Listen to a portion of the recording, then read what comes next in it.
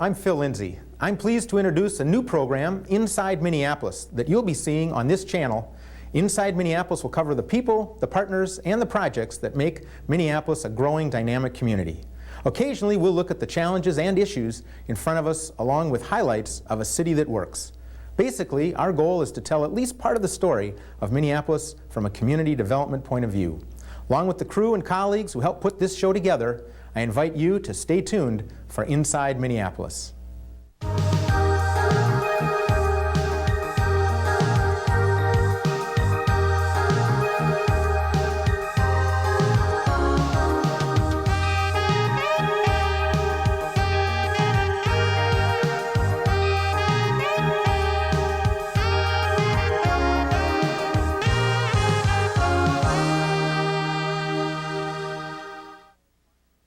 We're on the Minneapolis riverfront down at the Upper St. Anthony Falls Lock and Dam. In this first edition of Inside Minneapolis, we're going to take a look at the history and the heritage of the area, the hospitality and attractions, and some of the public and private development activities that are going on. But first, we're going to take a look at the Great River Road and what the Minneapolis Park Board is doing along our riverfront. See you inside.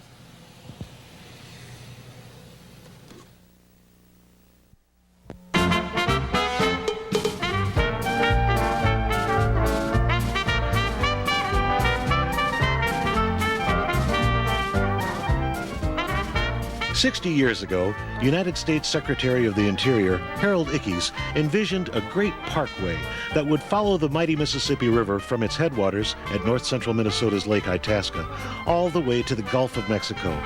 He called it the Great River Road. This was not to be a centrally controlled federal project, but rather a project made up of small pieces which would be planned and implemented by the localities through which the road would pass. This local input would assure, thought Ickes, that America's Great River Road would truly represent the very best features of the heartland. The final Minneapolis section of the roadway, the recently completed West River Parkway adjacent to downtown Minneapolis, fulfills this vision by opening panoramic vistas of the Mississippi riverfront. And it takes its place as an important piece of the roadway that has become the stuff from which dreams are made, the very heart of America, right outside the window of your family car. Ickes envisioned a thoroughfare that would make the Great River easily accessible to everyone. Little did he know that he was also envisioning a stunning addition to the unique system of parkways, which provide Minneapolis residents with a recreational resource that's the envy of every city in America.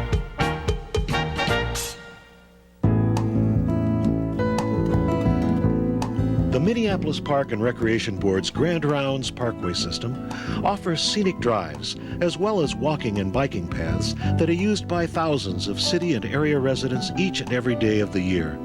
It's a system of more than 50 miles that encircles and intertwines through the entire city. And so the completion of this final section of the Great River Road not only has great national and historic significance, at the same time it helps fulfill future goals for recreational opportunities right here in Minneapolis. The parkways play an important part in joining our city's distinct neighborhoods together into one cohesive unit and endowing it with an overriding sense of community. The parkways take us from one part of the city to another in a manner that gives us a chance to know and understand our communities. They expand the horizons of our neighborhoods and help us discover that the word neighbor can have a far greater meaning than just the people who live next door. The Grand Rounds Parkway system provides an alluring respite from today's hectic pace. It offers a peaceful interlude in our busy days and gives new meaning to the phrase, going around in circles. The parkways make us slow down and enjoy the journey. And perhaps most importantly, they bring us face to face with our fellow human beings in a low-pressure, recreational, leisure environment. And the parkways can play an even more important role in the future. As our society works toward the growing vision of a new urbanism, the parkways can lead the way by providing scenic, pedestrian, and bicycle-friendly access to our major recreational areas. The intrinsic beauty and value of our extensive Minneapolis Parkway system has even been recognized by the United States Federal Highway Commission, which recently designated the Grand Rounds as America's first totally urban scenic byway. This honor announces to Minneapolis and to the nation that our parkways and the Great River Road are truly national treasures.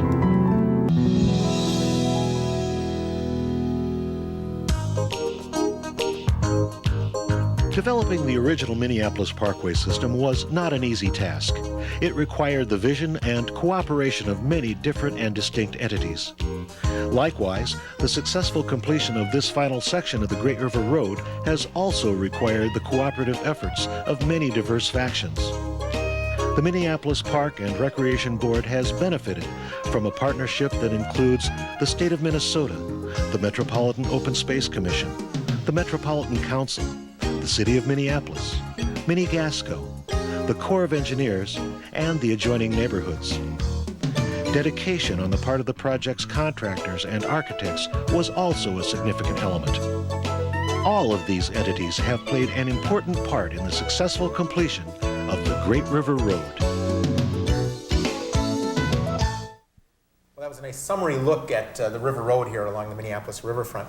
My next guest is Eileen Kilpatrick. She's with the Minneapolis Park and Recreation Board, and over the years has worked on a lot of projects down along the Minneapolis riverfront. Welcome.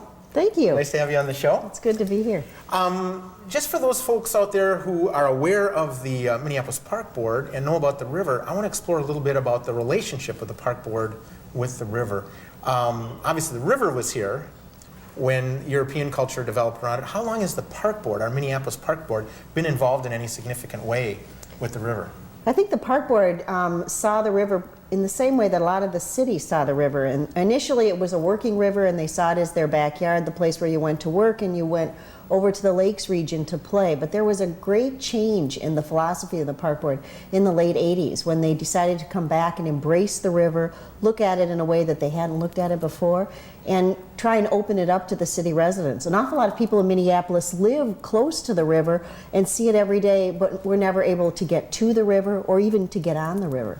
And so they made that big change, I think, in the late 80s, and they started focusing on doing the river development, pushing through the last part of the Grand Rounds or the West River Parkway to open up Boom Island, Nicollet Island, those places that people could come and play. And my impression is that a lot of folks who come down here without thinking about the different jurisdictions, they think, oh great, this is park-like and here's the river, and the Park Board obviously is a major player. What part of the riverfront does the Park Board really control? Because there are a lot of players down here.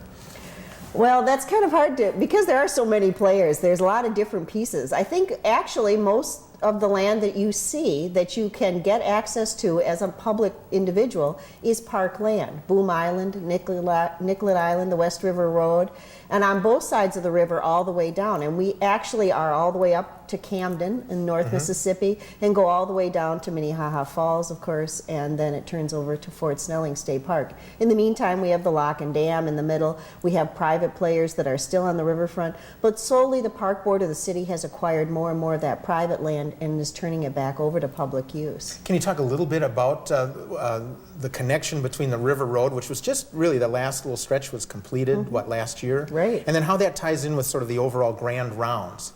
Well, I think that as the Grand Rounds was originally pictured, we needed some kind of linkage through the riverfront. And until we got that last piece of the West River Road, and as it's known nationally as the Great River Road, we didn't have a connection through downtown Minneapolis. This allows people now to start out at Lake Harriet or Calhoun, to jump on the Minnehaha Parkway, go over to Minnehaha, come north on the West River Road, all the way through downtown Minneapolis, and then they can continue on up to North Mississippi. And so we're very excited to have this last piece here. And obviously people not only come down to drive it, but through your efforts, I mean, people can come down, walk it, jog it, come down and have fun along the river. Right. I think that one of the biggest groups of users of the River Road are commuters. And one of the interesting statistics out there shows that people who drive through heavy industrial areas or people who drive through on highways, when they get to work, are more tense and less productive. And they've shown that people who drive through scenic areas are more productive, less tense, and better able to enjoy their days. And what a beautiful thing we offer to everybody who even just drives the road, let alone who walks it or has a picnic along the way, that kind of thing. So a nice productive way to start your day. Drive down along the river, get in and park, go to work, and then decompress a little bit the same way going home. Exactly, exactly. Now, there's some other plans afoot for the riverfront that the park board's connecting with other partners and things like that. Can you just give us a little overview of a couple of those things that are happening? A couple of things that I think people are aware of. One is that there's a grassy area below the Washington Avenue Bridge that there's been a lot of development in that area by the University of Minnesota and by the park board. That's an area that was formerly known as Bohemian Flats that's now been reclaimed by the parks and is available to the public. That will be reseeded and filled in the next year or so that it will take back on more of a natural look that it doesn't have right now. And then we will have Mill Ruins Park, which I think is probably one of the most exciting things that can happen in Minneapolis. We will actually go back and have, again this summer, an archaeological dig, which is right at the end of Portland Avenue, where Portland and the West River Road meet. And they will start again doing their archaeological dig to uncover the head races and tail races of the old mills. And I only think of people doing archaeological digs, in Egypt or someplace far away rather than right here in the city, and so that everybody who walks down or comes down to the riverfront will be able to see that ongoing project.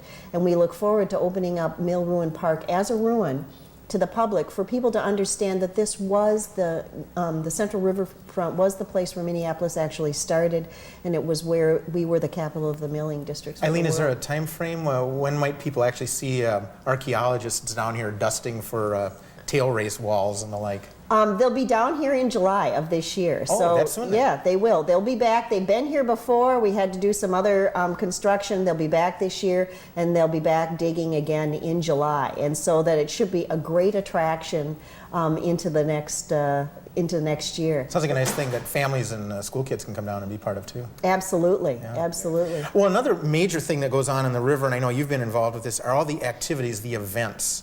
And historically, there's been things down here celebrating centennials and the park board's own history and things like that. There are some nice things coming up though in the next year. Do you want to just talk about a few of those? Well, I think that the riverfront has become a great event area, and we knew it would. I want to say that a key piece of it was to reopen the Stone Arch Bridge, so that now we have the Stone Arch Bridge and the Hennepin Avenue Bridge, and between those bridges we have enough land now to do some big celebrations.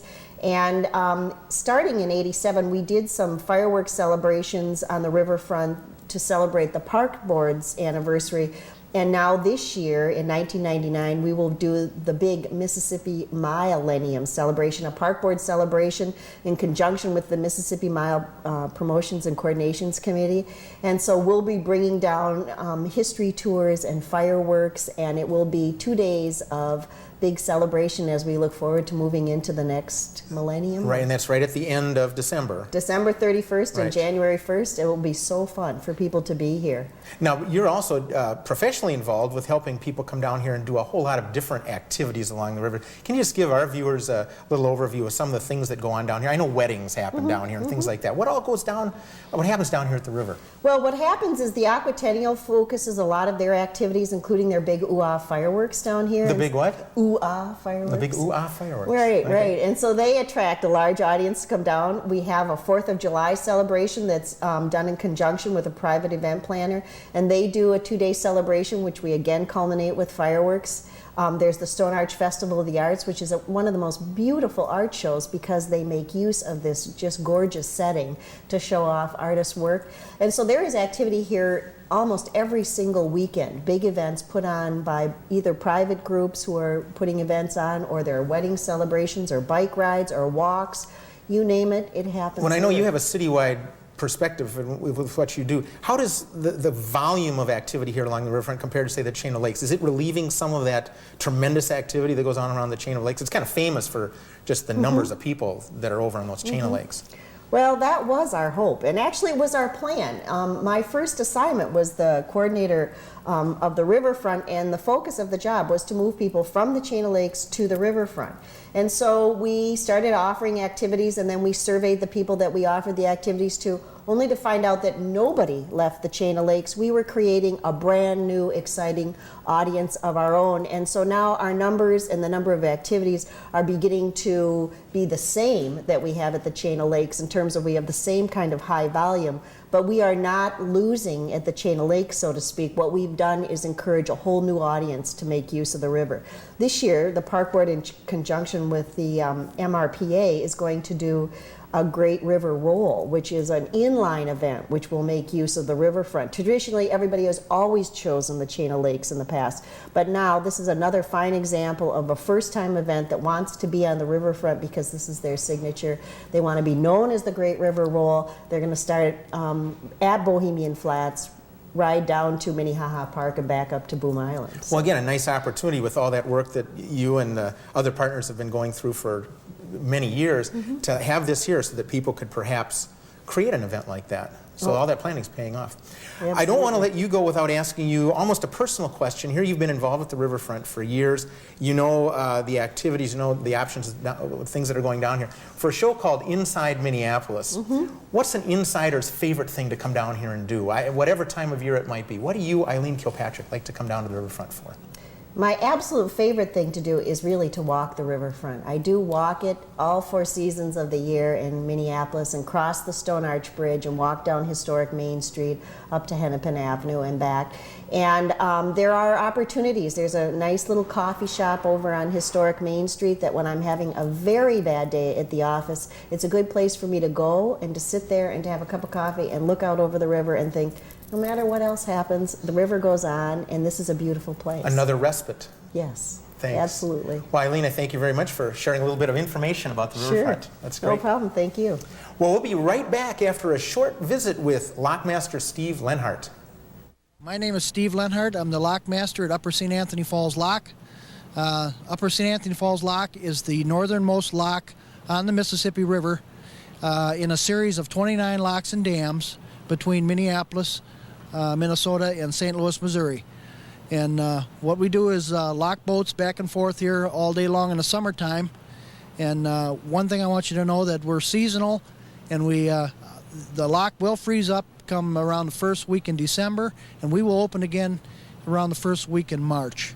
And in the wintertime, we do our winter maintenance, and in the summer, we lock the boats back and forth and the barges. And we have a total of about 2 million tons a year that pass through here, as well as several thousand small boats. So, and the lock itself was completed in 1963. It's 400 feet long, 56 feet wide, and has a vertical lift of 50 feet on the average. We want to thank the folks down here at the St. Anthony Falls Lock and Dam for hosting us here for this first edition of Inside Minneapolis, and in particular the Lockmaster Steve Lenhart. In the course of producing this show, as our crack crew is sitting around tables thinking, you know, what stories can we cover there, we would occasionally come across something that we didn't know what the heck we were looking at. We'd be driving around, we'd be talking about something. So we thought we might drop into each edition of Inside Minneapolis a segment we're going to call, What the Heck Is That? Now, in the course of going around the riverfront, we espied what I'm calling, and you can take an image of this right here, what I was calling a large aperture. This is on the west bank of the river over near the Washington Avenue Bridge by the University of Minnesota. And I'm sure that hundreds of our viewers have driven by, thousands perhaps, have driven by, taken a look at this and said, what the heck is that? So later in the show, we're going to give you the right answer to what the heck is this. Now, my next guest, Dave Wiggins, he's really the proprietor of Wiggins World over on the east bank of the river. He's with the Minnesota Historical Society, and I want to welcome you. Nice to be here, Phil. We don't have nearly enough time to talk about what this river means to this part of the world. After all, this is a global river. Kids in China know that this river exists because it's on the globe. And as we were talking with Eileen a few moments ago, it occurred to us that you are actually one of the people who use the river road as a way to get down to work. Well, I grew up along this river, as did my parents and my grandparents, so I feel pretty connected to it. And I live now down by Minnehaha Falls, and since I work down by St. Anthony Falls, I get to take the West River Road I can drive it or often bike it in the summer months, and it's a beautiful commute. I can go a few blocks from my house and get on a dedicated bike path across the Stone Arch Bridge and right on into work. Pretty nice way to get to work. That's not bad. Okay. Well, let's start with a little geology here. I mean, I think a lot of folks come down here and they're awed by the great river and the falls, especially in the springtime with the runoff. But let's talk a little bit about geological time, Dave. All right. I've got about 10,000 years or so to cover here. I'm not sure how much time you've got. A synopsis will do. Okay. You know, when they were digging behind the Sibley House down in Mendota, where the Mississippi River and the Minnesota River come together, right down at the bottom of the test pit, they found some of the rocks that had been tumbled by St. Anthony Falls, actually by the waterfall of Glacial River Warren, as the glaciers were melting and pouring down this terrific outflow, thousands of times the current volume of the Mississippi. And there, just above those tumbled limestone rocks, was a Paleo-Indian spear point, indicating that there's been about 10,000 years of human association with this river. And one of the things that's very special about the Mississippi River in Minneapolis is that it defines a gorge. This steep-walled gorge that comes up from the confluence of the rivers below Fort Snelling up here to St. Anthony Falls was created by the recession of St. Anthony Falls as it wore away, dropping limestone into the river. The sandstone underneath the limestone was very fragile, and it would wash away as the water poured over the falls. And this limestone in the river is one of the reasons we have Twin Cities. The waterfall actually started about 12,000 years ago down about the Robert Street Bridge in St. Paul. Came all the way upriver here, leaving a big mess in the river. And St. Paul evolved as the port city. That's as far up as the steamboats could get. And Minneapolis evolved around the waterfall here. St. Anthony Falls has been called the waterfall that built the city. Well, that's right. And obviously, once the Europeans came here, and a whole bunch of development started around this sort of nexus. Can you just give us a brief outline of what was going on both sides of the river here over the last 150 years? Well, what was going on both sides of the river is very connected to what was going on in this whole region. And in many ways, this place is one of the most historically significant places in all of Minnesota and all of the entire region, because it was the focal point for that activity. And the reason is because of water power. This is the only significant waterfall in the whole Mississippi River. And I just happen to have a little thing here. Well, visual aid. Visual aid. This is not the color of the Mississippi River, but it does show up a little better. As water falls, the energy from that weight of water can be harnessed. And you can see the water turning little wheels here and turning the weight falling into a spinning motion, just like a motor. And that's what was done here at St. Anthony Falls, only with pretty much the entire Mississippi River. Right. You've got almost a 75-foot drop here between the upper level of the dam and the lower level below the second dam here. And that water power was used first for what purpose then? It wasn't electricity, as we think of it. One of the very first uses was just to impress people. They came here as great tourist traffic came up the Mississippi River, and this was the main stop on the tourist route at that time.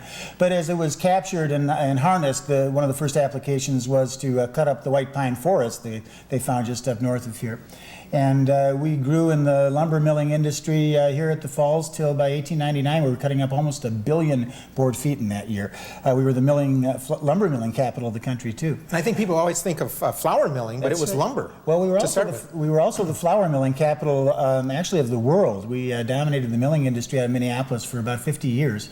And that's because they not only captured the water power as an energy source for the milling, but they perfected the modern industrial process of milling here. And that's why Pillsbury started here. General Mills evolved out of the Washburn Crosby Company here. Right. Minneapolis mills dominated the milling industry around the country. And that made this place the focal point for the processing of the natural resources of the whole region. They were cutting down the entire white pine forest they could throw in the Mississippi River, and by about 1910 they'd pretty much used that up. They were also plowing up every bit of prairie they could find to the west of us, and we were shipping grain in here, hundreds of boxcar loads every day to be processed by the mills of Minneapolis. And on a technical level, one of the ways that they harnessed the water was to divert water from up above the falls, and this is what you know better than I, over towards the mills. Can you describe that process a little bit? It was really a fairly major undertaking to harness the Mississippi River. They'd been, a lot of these developers were from New England states, and they were used to working with little New England streams. Here they had to channel the water into a grand canal, and it worked better on the west side of the river, the downtown side of the river, than the east side of the river. On the west side, they constructed a grand canal, and it ran right down where the West River Parkway goes now.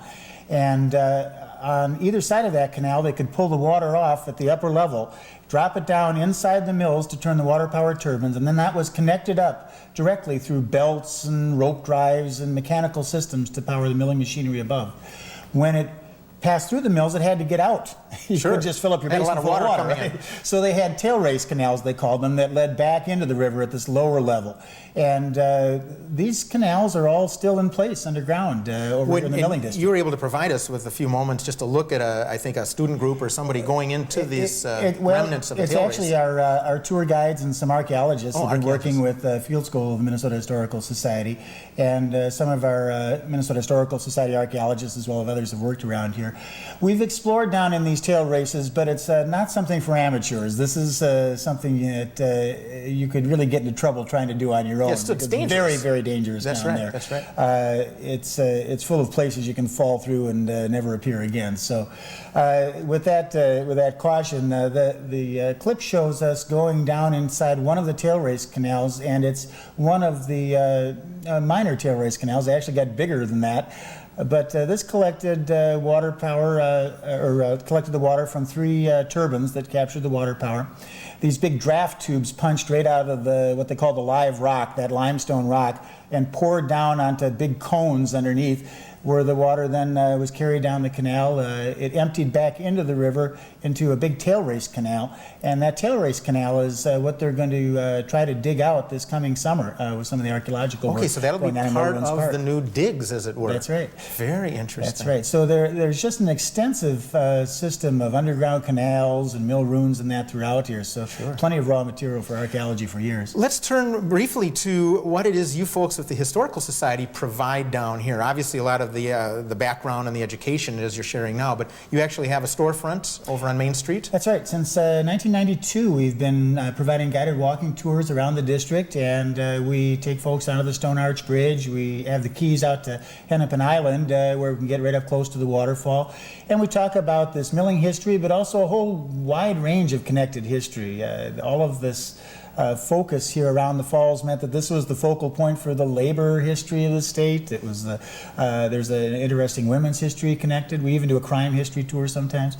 So all of this history gets out through our walking tour guides. Also, we have the St. Anthony Falls Heritage Trail, which is created as part of a plan developed by the St. Anthony Falls Heritage Board, a group that includes city people and state legislators and county commissioners. Part of that amalgam of players. That partnership Right. that has come together around the river. And the Heritage Trail goes across the Stone Arch Bridge, and the Hennepin Avenue Bridge makes a 1.8-mile loop around the riverfront with signs telling you the history of the riverfront. Some of our guides are stationed out there. You'll recognize them in their ranger hats. Oh, those would be the guys in the ranger hats. That's yes. right. They're May through October around the riverfront. But you can also go on a walking tour with us, and I know we'll you have tell history that's informational not on the markers. Informational markers there every so many feet and things like That's that. right. That's right. We have a little storefront right in St. Anthony, Maine, and the River City Trolley stops down there too. That's another way to explore around here as well. One of the little-known facts that you educated me about is what the word Minneapolis means. You know, I think school kids are wrong about this most of the time. Well, most teachers are wrong. Most librarians are wrong. I've been asking this questions of all sorts of people who should know, and it's kind of fun to get all these wrong answers and embarrass folks with that. But if you look back into the history, it does mean waterfall city. It came by combining the word Minnehaha and the Greek suffix for city polis. And the first spelling of Minneapolis actually had an H in the middle of it, Minneapolis. Mercifully, they dropped that. But the name of it means waterfall city. Over the years, it's been misinterpreted to mean mini and polis, or the Dakota word for water and city, and then mistranslated again into city of lakes. And it's part of that city's orientation towards the lakes as this became the industrial backyard. As we've reoriented again towards the river, and as we're rediscovering the strong connection that Minneapolis has to the Falls of St. Anthony, it's appropriate that people start to remember that the very name of the city means waterfall city. That's where we live. And we not only have this waterfall, we have the whole collection of waterfalls that pour into the gorge, most notably Minnehaha Falls. Oh, that's right. Dave Wiggins, thank you very much. Just a little overview. I've got more history, so anytime you want to come on down and talk, we'll talk. Right on Main Street. That's right. Minnesota Historical Society. Well, stay tuned. We'll be back right after this interesting factoid.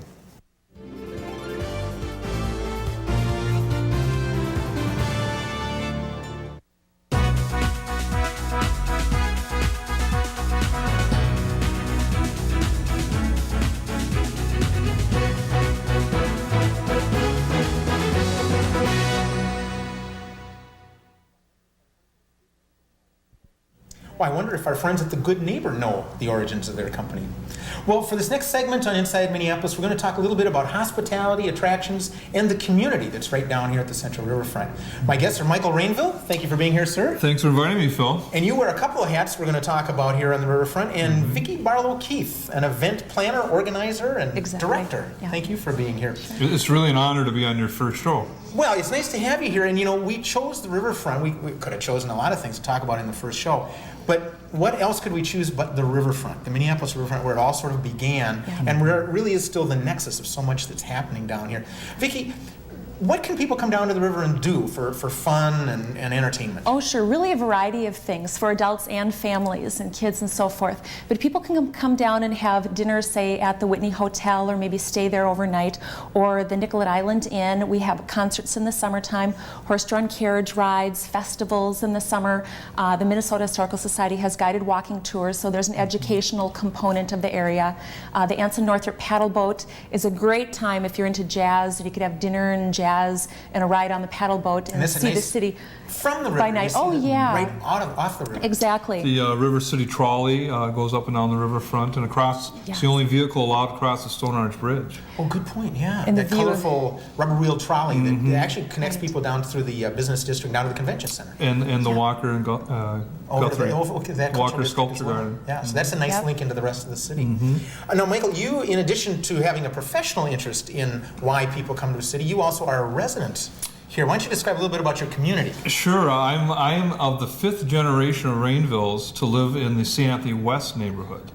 And St. Anthony West neighborhood and Marcy Holmes neighborhood, which are roughly from about Broadway in northeast Minneapolis to 10th Avenue in southeast, the start of the university campus, are the oldest neighborhoods in Minneapolis. We were the village of St. Anthony actually 150 years ago. Right, which begs the question. There's going to be a big celebration coming up this summer. Right, working with the Marcy Holmes Group, St. Anthony West, Vicki, the business community along East Hennepin Avenue, and the Nicollet Island residents, we're going to have a 150th anniversary parade. Again, going across the Stone Arch Bridge down to Main Street. And what will really be fun is we're going to have a group photograph taken at the Nicollet Island Pavilion. Eileen Kilpatrick's been very gracious from the park board while working with us to allow us to use those facilities. Another example of the different partners that have a role here on the riverfront. Exactly. And Vicki, am I right? Did I hear some confirmation that Father Hennepin himself might show up? We have had that confirmed, yes. Now, when is this event, Michael? It'll be, the parade will be at 2 o'clock on the 4th of July. It's actually a Sunday this year. Everyone has Monday off, and it'll be the 150th celebration of the village of St. Anthony Falls. Right, and I understand that you may not be there, but this Father Hennepin may be showing up. I am actually the contact for Father Hennepin, and I've been instructed to ask him if he could be a part of that parade. You're part of his advanced team, as I understand, yes, making things work out. He doesn't talk to everybody, but I get along with him. He's really never good. talked to me, I'll tell you. And so we're going to have, we're going to acknowledge the history of our community, and we're going to have fun. We're going to invite the politicians, and you always talk about the stakeholders on the river, like the park board and the historical society, and we're going to invite everybody to come and celebrate. And all this wonderful work that's been done roughly about the last 10 years here, I think as a community we need to step back, look at what we've done, to bring the river back into prominence and celebrate that. It's very important to celebrate your accomplishments. That's right. We don't do that enough. Right, and we tend to forget that things have really been moving along here. I mean, people kind of think, oh, yeah, nothing really happened. An awful lot's happened in just the last generation along this riverfront. Yeah. You work at the Greater Minneapolis Convention and Visitor Association. Correct. And so you have a professional interest in knowing why people come to Minneapolis, the Twin Cities, what they like to do here. Am I right in assuming that the Mississippi River is a bit of a draw for some people? You know, when we are contacted, when our tourism department, Bill Deef, our director of tourism, Karen Grunberg in marketing, when travel writers come, or magazine writers, newspaper, they always want to start with the river. And you cannot believe how many requests we've had to film off the Stone Arch Bridge down on the riverfront. We were talking during the break about our sister city in Harbin, China. There was a group when the mayor was over in Harbin. She invited a TV show that if they're ever in North America, stop in. Well, 10 days later, we get a phone call, and we're in Canada, and we're coming in 2 days. Can you pick us up at the airport? We brought them down to the riverfront to show them our winter activities. Harbin, China is also a northern city. And that particular show was seen by 500,000 viewers in China. And if you just think of the percentages, if just a tenth of them showed up, that'd be great. A percent. Also, when we entertain, for example, Japanese, we have a very large Japanese tourism business. Again, everybody knows the Mississippi River.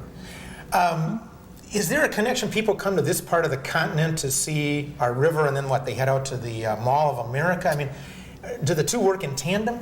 The big draw that we have is we're very fortunate to have Northwest Airlines have a hub here. So air travel is very, very easy. That helps not only the convention business, but also the tourism side. And the Mall of America is a nationally known attraction. Sure. Vicki? No doubt about it. Yeah. You've worked on events historically down here in the river. I know there are some coming up. Can you just give us a little highlight of some of the things people might get a chance to take part in? Oh, sure. This summer of '99? Sure. The first major event that'll be coming up is called the Stone Arch Festival of the Arts, the namesake, of course, being the Stone Arch Bridge, the national landmark of the Mississippi Riverfront here. And it happens on Father's Day weekend, and it's growing. Even though it's only 5 years old, we will have about 200 fine artisans from across the country with their booths and so forth. And a very nice component, and especially because it's Father's Day weekend, is an antique classic car show that goes up and down Cobblestone Main Street in front of St. Anthony, Maine, which is the renovated warehouses and restaurants district next to the river. It's very beautiful. They're mobile. They're not simply parked? Well, they are parked. It is a parked car show, yeah. But and the people who have restored the the people who have restored the cars are down there, and they'll talk to you about their vehicles or whatever. So there's something for dads and something for families, and the whole thing. And then we have some arts activities and interactive type things. And then at any of the events, we tie in with some of the natural resources of the area, like the trolleys again, or the Historical Society tours. They do a special arts tour just for the arts weekend. And then 2 weeks after that event is the big 4th of July weekend. Which we were just talking about. Exactly. And that'll be July 3rd and 4th, this Saturday and Sunday. Is there always something that happens on the 4th? I know this is a big deal with the 150th anniversary. Yes, for years there has been, and I think at least 15 years, fireworks on the 4th of July down here. And this site is kind of the Chicago Pier or Central Park area of Minneapolis, where we can facilitate 200,000 people. And I should. Do you get that many? Is that how many people? We're at about. Without a doubt. The other big fireworks, even bigger, is the Aquatennial. Which has been sponsored by Dayton Hudson the last couple of years.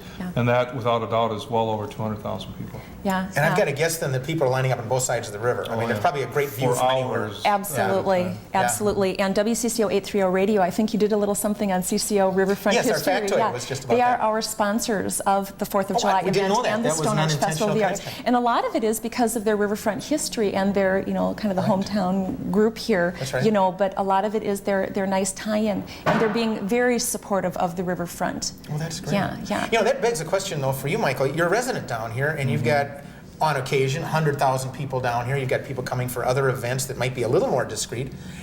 How does it make you feel as a resident? Is that part of why you like to live down here? Are you one of those people that loves the hubbub, or are there? It's a challenge. It's a challenge.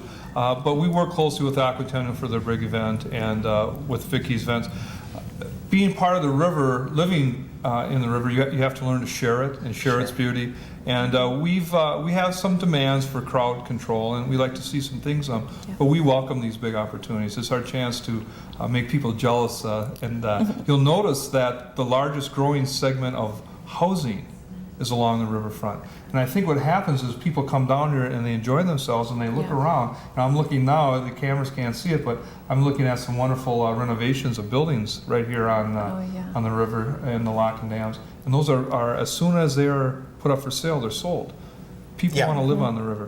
And so we're more than happy to share, Phil. Very nice. And they've got the walking and the biking and the hiking, and it's literally a park. And you see wild eagles and deer, and you wouldn't think you would in the middle of the city have this, but it's very. The crew was saying rustic. As they set up this morning, they actually were seeing some of these great birds flying around behind us here. It's amazing. The last couple of summers, there's been a blue heron that kind of lives down below this lock and dam, and I always That's nice. check up on him. He seems to be very healthy. I imagine the good fishing down there. Michael, we've got just a moment left. I wanted your impression as a resident down here, the cavalcade of seasons. Do you have a favorite season? I think it's fall. Yeah. The hubbub of the summer is over. The leaves are turning color. You still have those wonderful warm afternoons to take a walk. And it's very majestic. Sometimes I have a sense that this whole riverfront belongs to me. And in fact, to my little 4-year-old, he always calls it my park. And I think I'm going to steal that idea from him. I think that, sometimes I feel that as a resident down here, the river does belong to me. It's a very nice feeling. Sounds good. Well, Vicki, Very thank you nice. for sharing Thank a little bit you. about some of the upcoming events. My pleasure. That's great. Michael, nice to see you. Okay. We'll look for this Father Hennepin guy here on the 4th of July. Yeah, remember now, Father Hennepin was the French priest who actually discovered St. Anthony Falls in 1680, and that's why he's so difficult to work with. I hope you school kids are taking notes. We'll be back in just a moment after we take a look at an image of the old exposition hall that was over on the east side of the river. Stay tuned.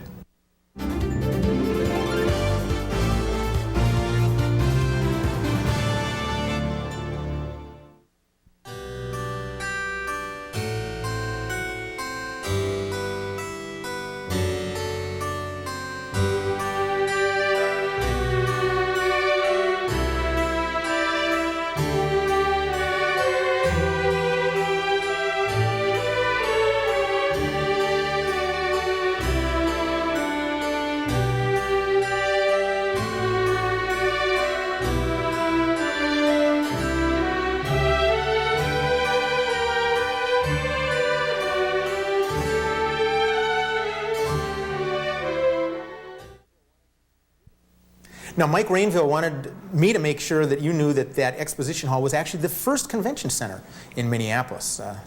Another little factoid for your information. My next guests are involved with both the public and the private development that's going on down here in the river. Linda Donaldson is with Brighton Development. Hello. Thanks for being here. And Ann Calvert is a colleague of mine at the Minneapolis Community Development Agency. And the fact of the matter is, in the last, generation, a whole lot of things have been going on down in the river here, both in the public sector and the private. And it may be a little misleading to say, but I kind of round up to about $1 billion. And am I anywhere near right? The calculations I've done so far is about $600 million in private investment and a few hundred more in public investment. So I think easily by the time we're done, we'll be at $1 billion or larger. Yeah. And in the public side, of course, that's the park improvement, it's the bridges, it's the infrastructure, it's the lock and dam where we are right now. Yes, although if we added the lock and dam, it would be quite a bit higher total. Right, and that was That's an done expensive actually a one. little bit earlier than in the 60s, last 60s. 10, 15 years or so like that. Now, Brighton Development has a history on the river, on both sides of the river. Linda, can you just give us a little outline of what you all have been doing? Sure. Well, we've been really proud to work on the river because we know people get attracted to it and makes quality housing. We've done the Lord Square townhouses on the old site, as you said, of the Exposition Hall before it became the Coca-Cola manufacturing site. And we've also worked on the block that we call the Marquette Historic Block, where there are some new restaurants, Bobino's and Eat This, the pizza place, and Brugger's. Right. And housing above in 5 very old historic buildings, and some new townhouses called the Marquette Townhomes. And then on this side of the river, the downtown side of the river, we're now working on the Northstar Loft apartments and the Stone Arch and the Washburn. Right, and we're going to talk and actually get inside to take a peek at some of that project that you're working on in just a moment.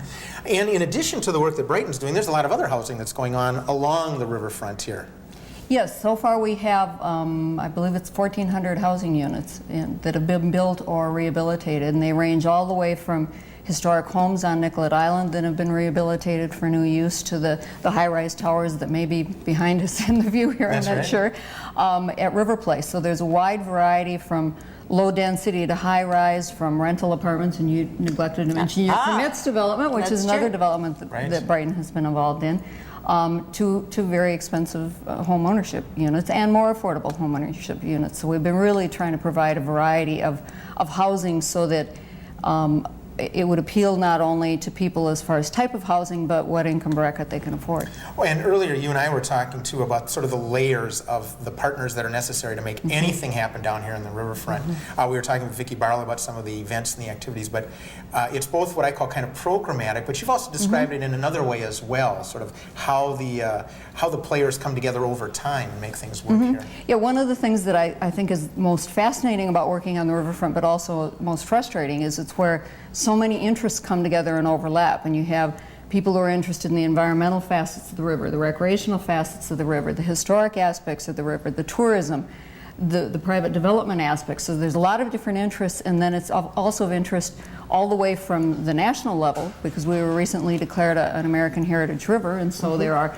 a number of federal agencies that we're working with, all the way down to the neighborhood groups that are very actively working on a particular project in their neighborhood. So it makes for a very rich mixture of interests and people that are involved, but it also is at times very frustrating because it's hard to get everybody going the same direction so we can get something done. Even if some of the general goals are the same, everybody's got a slightly different take on them. Exactly. What you just described, is that, would we find the same kind of dynamic in, say, St. Louis? They've got the Mississippi River down that way. I mean, or is this unusual because we're Minnesota?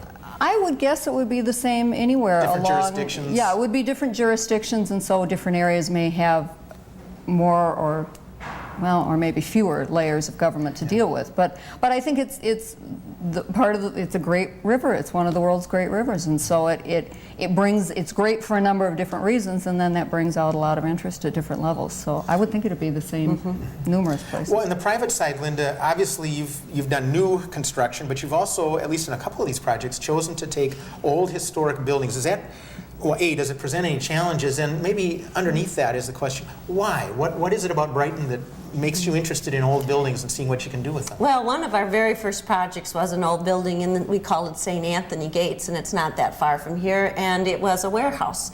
And we've done new construction and historic rehab, and I think we just love historic buildings. I mean, there is something very, very satisfying about developing a historic building into housing. And one of the things it brings is that historic building now has a use where it didn't. And as you know, the Northstar Building has been vacant for over 10 years, and now there's a use. There'll be energy, there'll be lights on, there's a reason to go there. And we find that very satisfying. But also the market likes it because the units themselves are so interesting and so creative. And in the Northstar Building, where there are 35 units, there are 25 floor plans. So everyone has a unique living environment, and we have concrete beams and concrete walls and amber colored brick and high ceilings and low ceilings, the whole range of things that makes for a really dynamic housing environment. And pretty nifty views, too. And pretty nifty views. Right. The other thing about the Northstar that's so great is that the views on the Northstar are of the river and of downtown. So there are no bad views. And some units have both views, but it doesn't need to be a single building because there's really a view there for everyone. And we have found people that really are in love with the downtown skyline view, and then there's others that are really in love with the river view, the action on the river. One day when we were driving, when we were in the building inspecting, we looked out at the river. It was a sunny day, and on the river we saw canoeists, we saw a barge, we saw a motorboat, and we were going, this is really interesting. Oh, and then the little trolley was going across the bridge. Every mode was in operation. And we were just saying, this is really fun to watch. It really is, and there's an energy about it. Well, why don't we take a quick peek? Our crew went in and got some shots of the actual construction inside, and I know they got some shots looking out of it as well and towards it. So while we're doing that, I wanted to ask you a question, Linda. Who's coming to these units? Who wants to live here? Are they relocating from inside the city? I thought you might ask that question, so I just did some research, and I was pleasantly surprised. When we did Lord Square townhouses, we found that over half the people did not live in Minneapolis before, and we went, aha! Half the people are coming from the suburbs, relocation, some from St. Paul, and we went, that's really good to know. In the Northstar, we're learning one more thing, and I think that trend has continued. People are moving back into the city, but we've also found that half of our buyers are under 45 at the Northstar lofts, and that's because I think we're providing a housing type that hasn't been available, and we're finding young professionals who are, not all of them working downtown Minneapolis, but they're saying, I want to be here for the entertainment, the nightlife, the restaurants, and I also love the fact that you have 8-foot windows and you have balconies and you have this downtown skyline or this river look. So And they're going for the ambiance. The ambiance, the immediate Yeah. proximity of the activities downtown, as well as the amenities of the new building. Right. Or the old building.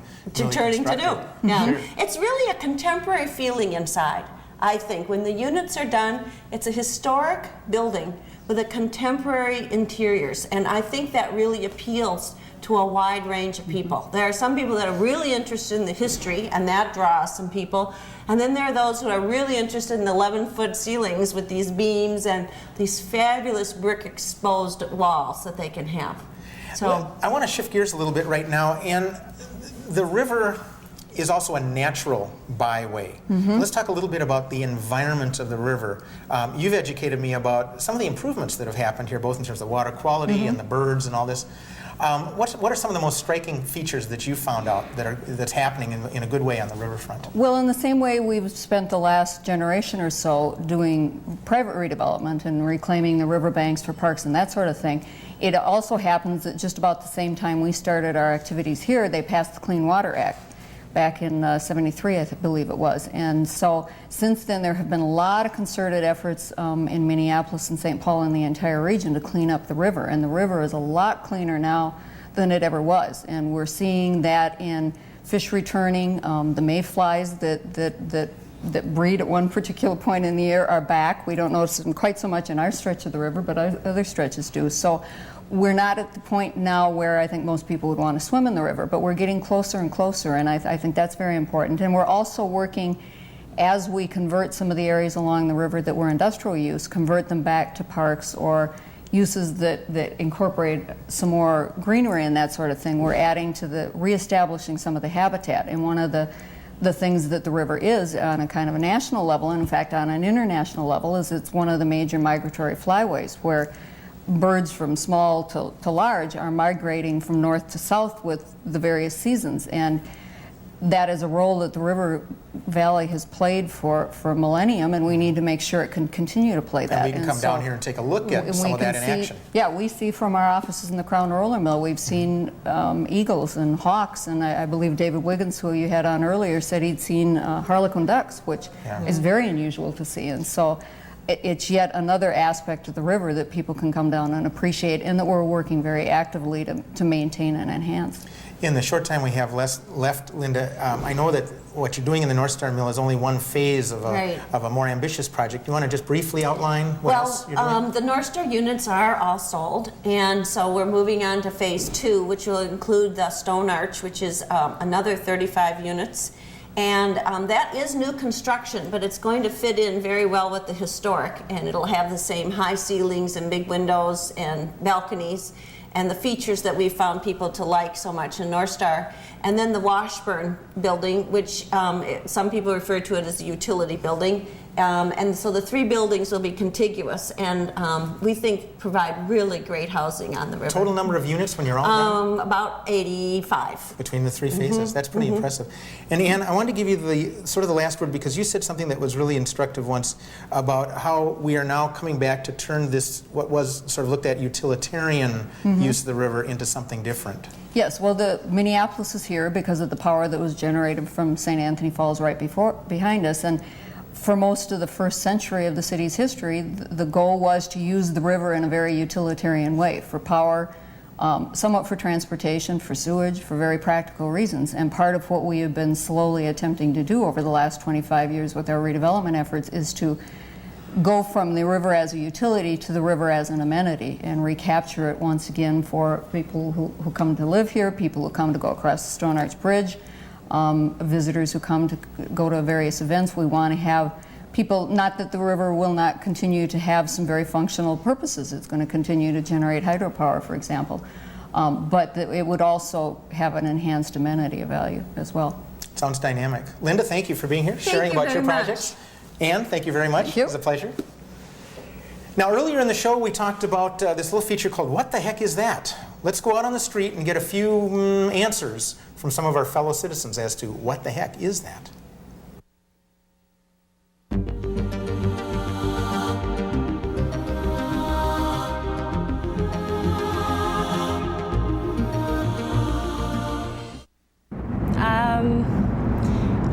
looks like a big skateboard dip. I don't know. Cement wall? Tunnel. I have no clue. It looks like something for sound, though. I have no idea. A tunnel? I don't know, like some sewer opening or...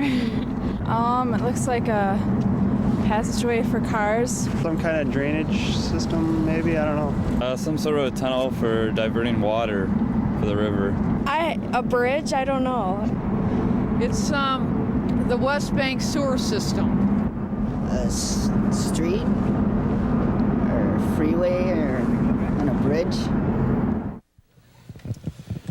Well, that does it for this edition of Inside Minneapolis. Earlier in the show, we took a look at something that we didn't know what the heck it was. So right now, let's go over and find out from Al Lathrop, what the heck is that? Thank you, Phil. I'm Al Lathrop, curator of the Northwest Architectural Archives at the University of Minnesota Libraries. What you actually saw was the opening into two large storage caverns that were excavated underground to hold collections from university libraries. One of them will house the collections of 8 university libraries' archival units, and the other will house overflow books and serials from the university library.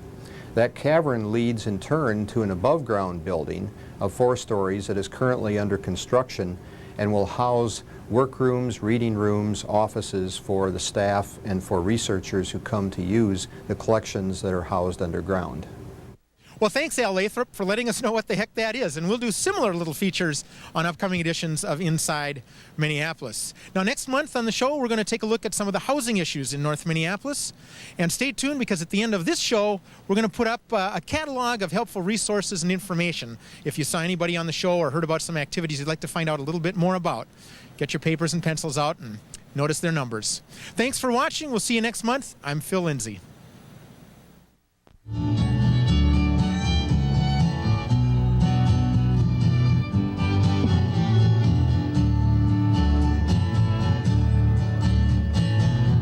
Rolling on the water, holding on the oar. Old Man River is sneaking off to join the shadows on the shore. Rolling on the water, like the River Jane. Before the fireflies shine in the evening time, before the sun goes down and leaves us blind, before the stars come out into the sky. This is what the pilots say.